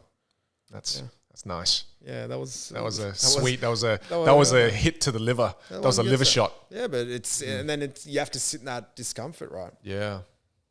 And it took takes a fair bit of work. Yeah. It's still a work in progress. Well, I think we're always forever going to be a work in progress. Like again, you show me a dad that's playing it perfect, I'll give you $100. I'll give you $100. That's such a low amount. Yeah, it is. It is because I don't like to give away money. Come on, man. This is against our cultural values and beliefs here. That's such a low amount. Yeah, I'll give it to you in installments. I thought you said generosity was one of your values. It is. But I don't just for no reason. I mean, that's that's right. Yeah. But it's just, there's no one playing it perfect. And I think we ebb and flow between playing it well and playing it poorly. But the thing is, what's important about what we're talking about, Ali, I feel it's have a game plan at least. Do you know what it is as well? What I feel that we're doing here is we've got the intent to keep improving. Yeah. And I think as parents, it's a real easy one to over-justify where we're at. Because it's very easy for all of us to say, well, I do this thing, or I do this, or I take them to soccer, or I do that. And then to say that it's ticked. Yeah. It's done. Whereas I think internally we have a feeling. Sometimes maybe some people judge it too harsh. Yeah. And sometimes people don't judge it harsh enough. I'm in the I don't judge it harsh enough bandwagon. I feel like I'm in the I don't judge it harsh enough wagon as well. Whereas I know my faults pretty. I'm pretty honest with myself. Yeah. And I often don't criticize myself unnecessarily. So I know that. But some people maybe, I think a lot of the times, like my wife Pei Wen, she judges her too harshly. Yeah. You see, so that's interesting you bring that up. Yeah. Because I think the main provider usually judges themselves too harshly. And you know why they judge themselves too harshly? Because they're trying to do the job of two people. So they've taken on your responsibility too. because you didn't pick up on that responsibility. So I know with Pei Wen, she wears double the weight and then blames herself. Yeah. But at the end of the day, she can only do what she can do. She can never fulfill the things I can do. Wow. It's like you just made me realize that I put an expectation on my wife unknowingly that I made her play a game she can't win by herself. Yeah. And deeper level of realization here is we judge ourselves harshly on the things that are also probably, taking up the most of our time, our energy, our bandwidth. Because you'll judge yourself really harshly in other areas. Yeah, I do. When in my line of work. Yeah. Where you're putting more of the time and the energy into it. So this is the crazy thing, right? And this is me speaking completely out of line and not knowing what the hell I'm talking about. Yeah, good. But I wonder, because mum guilt is a very real thing. Yeah. I wonder if, again, I know I speak this as not a mother. I just need to clarify this because I feel like I'm going to get attacked by my wife after this. Yeah. But I feel like a reason why Pei Wen feels mum guilt is because of the lack of dad guilt that I feel. It's like overcompensate. She's overcompensating for me. And that's a tough pill to swallow because I've always thought, like, when I look at mum guilt and I think about it, I just go, oh, that's just because, like, for some reason mums feel it more than dads. But is it because dads... We're not taking enough of the responsibility and we're judging it too lightly so that our partners feel like, well, if he's not going to take it seriously, I'll take it double serious. Because they know how important it is. Yeah, well, they do. Well, because a lot of the time, both our partners, our wives are at home with the kids most of the time, right?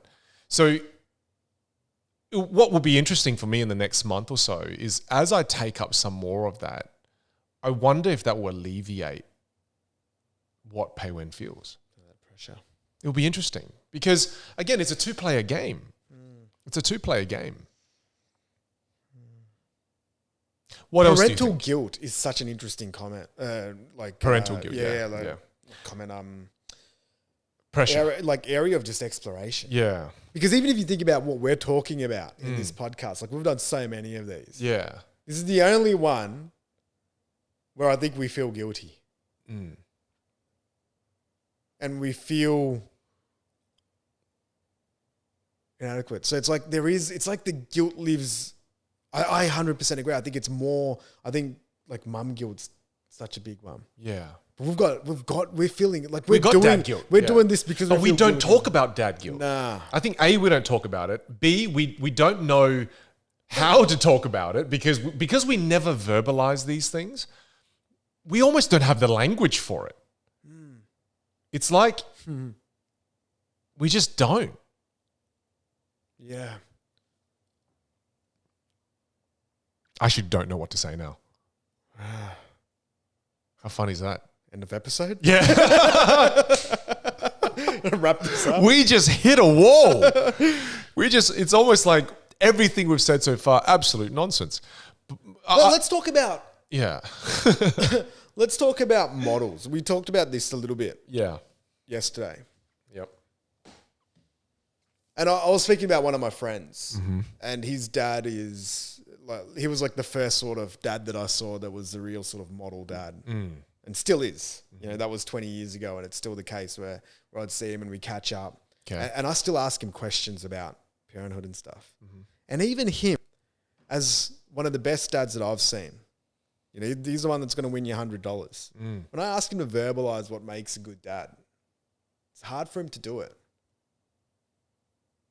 Well, again, it's because even the dads that are doing it right, it's almost some of us are doing it right by chance. Well, he'll admit that he's a good dad. Yeah. But he doesn't know why or how he's a good dad. Because I don't think men talk about this. We don't talk about it. So even the ones that do it well don't talk about it. And sometimes those that do it well, you know, it's like people who are innately good communicators or people who are innately good at athletics, right? Yeah. It's just how do you dunk the ball? Oh no, just jump on, just dunk just throw the ball in the hoop. Yeah, yeah. So I feel I think that further proves the point that we don't discuss it enough. Well, here's a question. All right, communication teacher. if you're teaching a dad, because I know you've done this before, like one of the, and I want you to speak about this as well. One of the things that you made me realize a few years ago that was a massive game changer was you sat there and you said that we bring this level of energy in our work lives, in our professional lives. That's ridiculous. But then when we come home, it's not there. We switch off.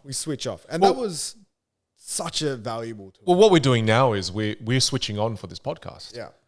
You know, we're giving this a little bit more energy because we know that people are going to listen to this. And I'm giving it a bit more energy because I'm engaged with you. This is something I'm interested in. But when we go home, not only to our children, but to our partners, we switch off. And to me, the sad thing about that is that the most important audience is not the people listening to this podcast for you and me. The most important audience for you and me is the families that we have at home waiting for us. Well, in your case, they're not waiting for you. They're glad you're gone. No, your wife literally said that on the phone before. This is not so true. this is not me being mean. Chantel literally said, I was cheering when he was gone. I hope she was joking. Yeah, I know she wasn't. Yeah. Because it was I can't wait for you to go home too. Well, I'm so easily allowed to just go away for multiple days. No, but you've got a very understanding partner. But anyway, I'm sure she was joking. Yeah. I think. I hope. Yeah. We can only all hope for your sake. Yeah. But that's what I mean is that we tend to switch off. And I think the most important audience for all of us is the one that is at home. And when it comes from a communication point of view, if I was to share some ideas and some thoughts, it's that my son is 3.5 and he doesn't talk that much, right? So to me, sometimes we think the only way for us to give to our children is maybe gifts or maybe the time we spend with them or the places we can take them. But there's another area of generosity that we can have with our children. There's another area of love, and it's energy and it's vibe.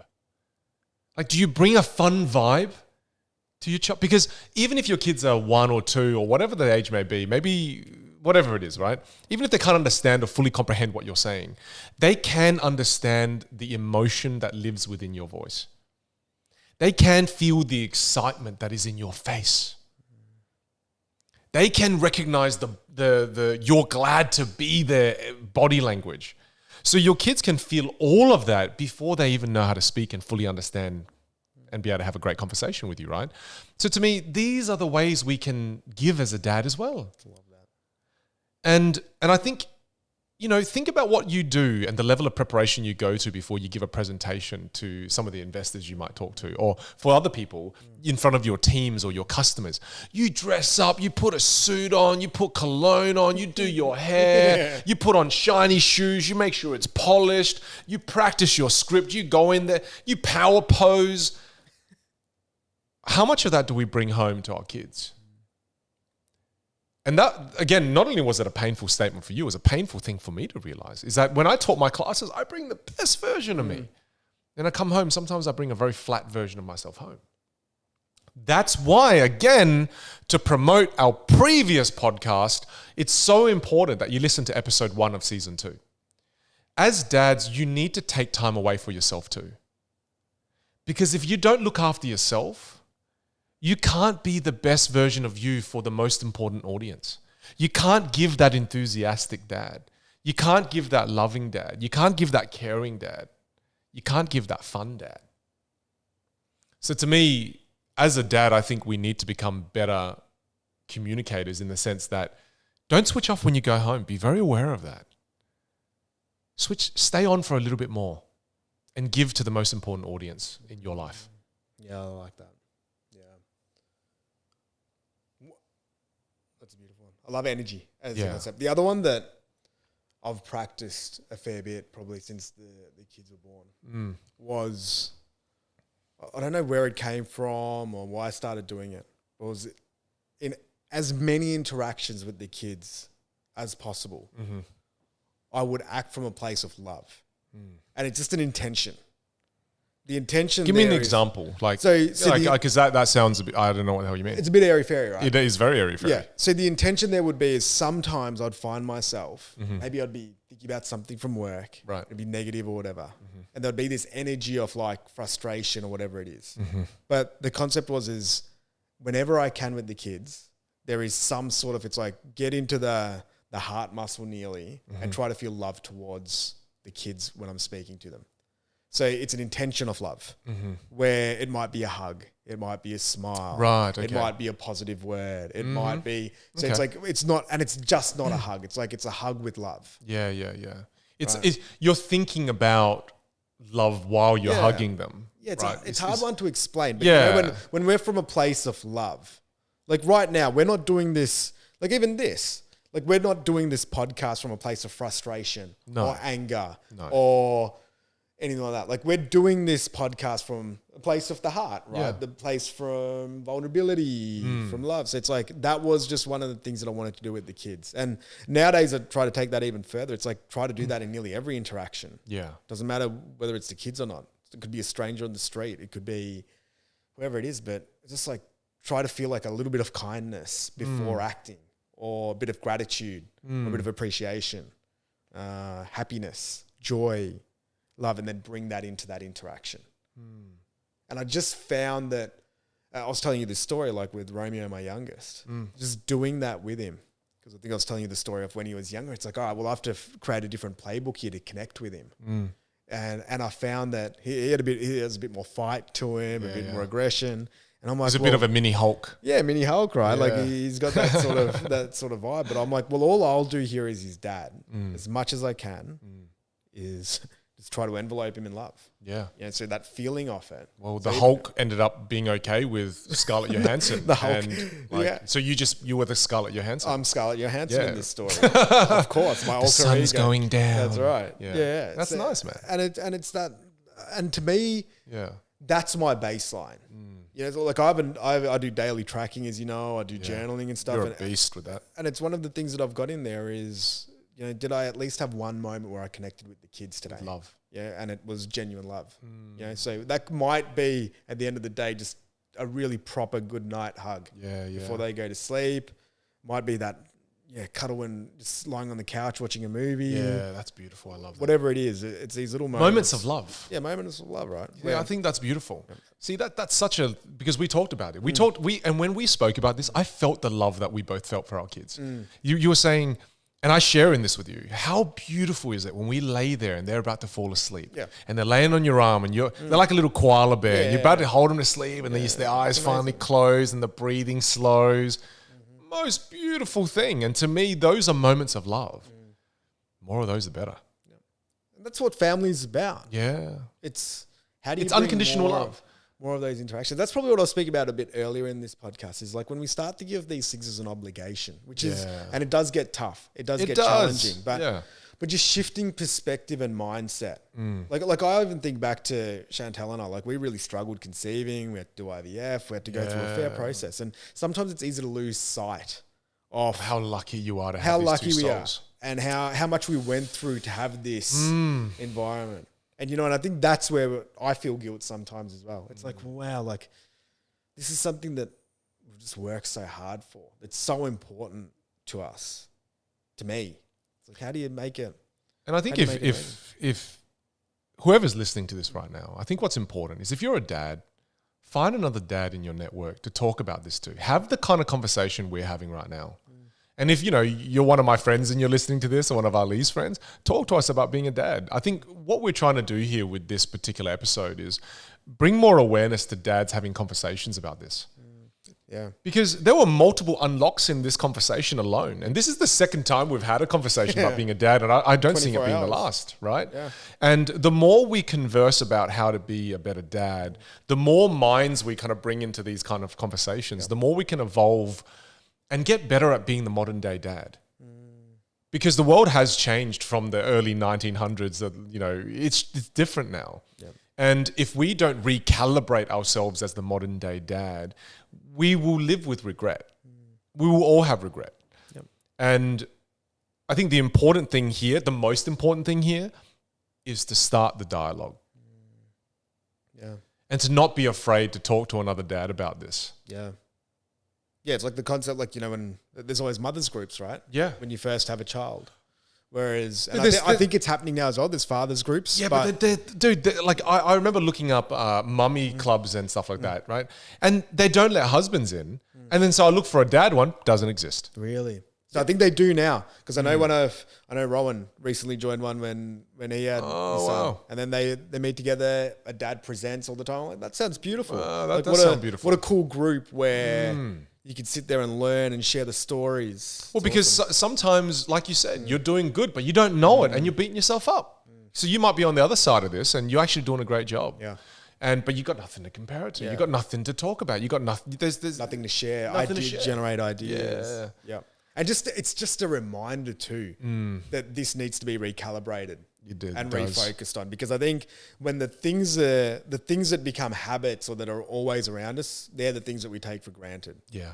It's why I used to love even traveling. And it was one of the hard things, like obviously leaving your family. But when I got back, there was just this level of appreciation every time.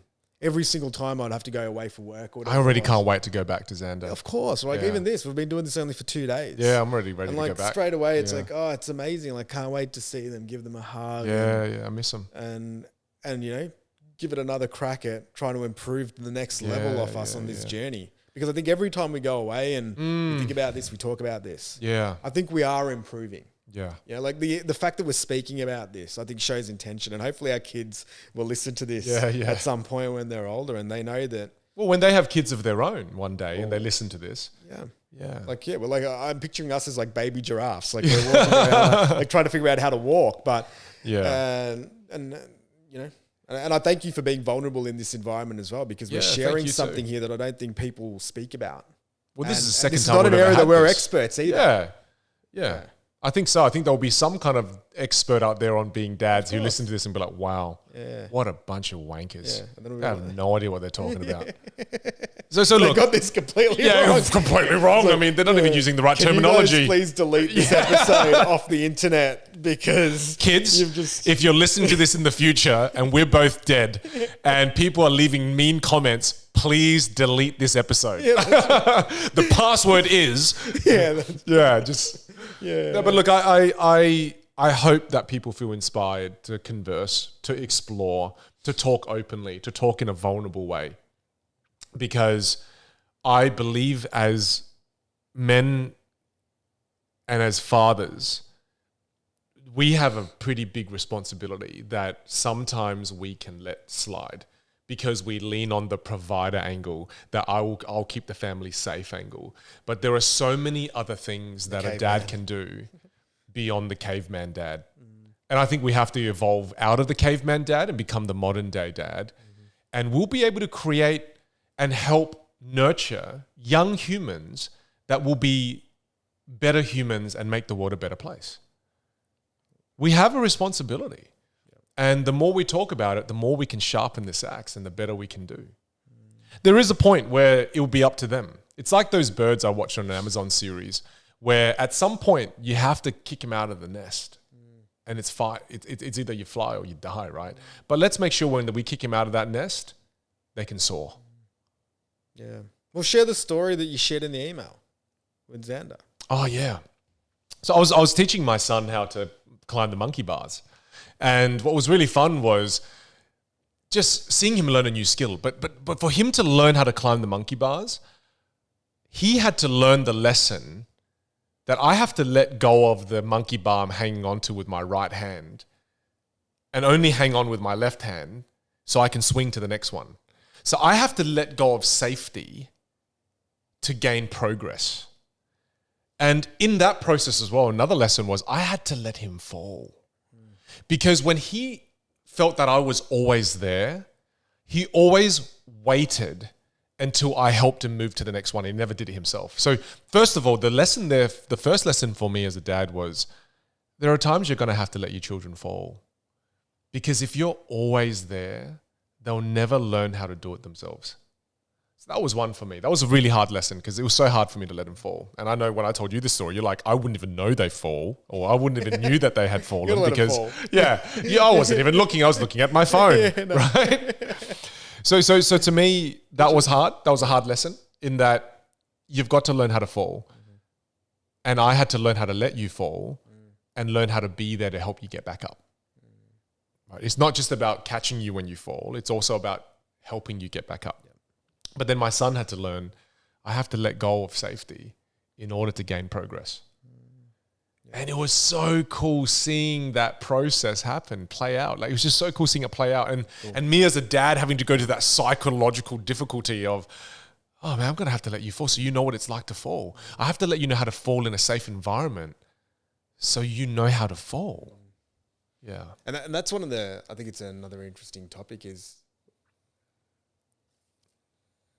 one that we always have, is around how much do we provide that level of security and potentially enabling our kids versus how much do we build their toolkit, provide them with independence and let them go by themselves. So I would say I lean more on the side of teach them how to fish. Yeah. And hopefully they can fish. I don't know where you sit. Yours probably like, here's all the fish. For me, it's both. For me, it's both. Yeah. I will provide both. Yeah. I'll teach you how to fish and I'll give you fish too. Yeah. Yeah. And I don't know what is right and what is Yeah, wrong right either at do this I. point, because That's why I love when we talk about this is a hard one. It's a real This is a hard philosophical one yeah. where... Well, and it's funny because you're doing what you did because your dad didn't give you any fish. Your dad took the fish that you had. Yeah. You know what I mean? Fish. Yeah, what a monster. I know. Right? But to me, my dad gave me fish, but he also taught me how to fish. So I think as a parent, it's about both. Yeah. You know, I mean, think about this, man. From the most pragmatic way I look at it, what are you going to do? Take a newborn, put him outside and go fetch your own food, mate. I'll teach you how to do it. Yeah. They can't do it. There are things that kids can't do. When a newborn can't fix itself a bottle of milk, you got to do it. Yeah, of course. So that's you giving it a fish. Yeah.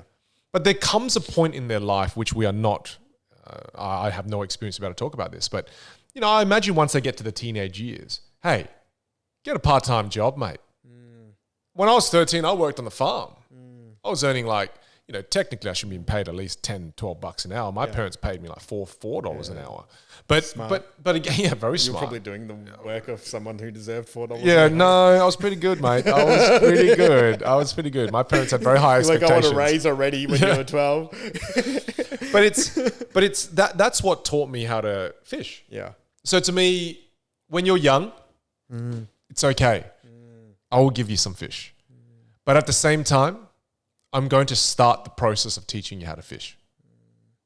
Yeah. Yeah, I like that. Now, I say that with such conviction, but I'm not very good at it. In that all the things that I never had when I was young, I want to shower my son with it. If you just look at how many toys my son has, you will vomit. So We all do it. yeah, we all do it, right? Yeah, I just bought your son a toy on Amazon. Do you see what I mean? Yeah, before the episode, yeah. So much for teaching them how to fish, Vin. Mr. Overcompensate with toys. Far out. I'm going to go and sell all of Xander's toys. Yeah, when you come to my house. Yeah. You'll be like, Dad, all my toys are gone. That man took them. Look, I think we ought to wrap this up. Yeah. Because this is an ongoing conversation that I'd like to see us do a part 2 on. Yeah, I think this is a really good conversation because this is a job and this is an honor. This is something that you and I are going to have to do for the rest of our lives. We're going to be dads. It's the role that I would say we both probably value the most. Yeah, and kind of feel the most inadequate in too. Yeah. So that's an area for growth. Yeah. For us. Wow. And knowing you're probably going to distill it, figure it out and master it. So I'm glad that I've got you here on the other side to see what that ends up looking like. No pressure. Yeah, thanks. Yeah, well, no, thank you for that vote of confidence and I appreciate that. No, but I want to put more of my cognitive energy here. Yeah, for sure. Because I know I can get very good at other things in my life. It's time to start getting good at this. For sure. Yeah. For sure. Thanks for the conversation. Love that one. Yeah. Thanks everyone for joining us for episode 2, season 2. If you'd like to subscribe to the podcast, make sure you jump onto Spotify, make sure you jump onto iTunes, and if you want, leave us a really awesome review. Bye. Bye. Cool. Man, that was good too. That was a good one. Yeah. Wow, this is fascinating. This riffing on topics.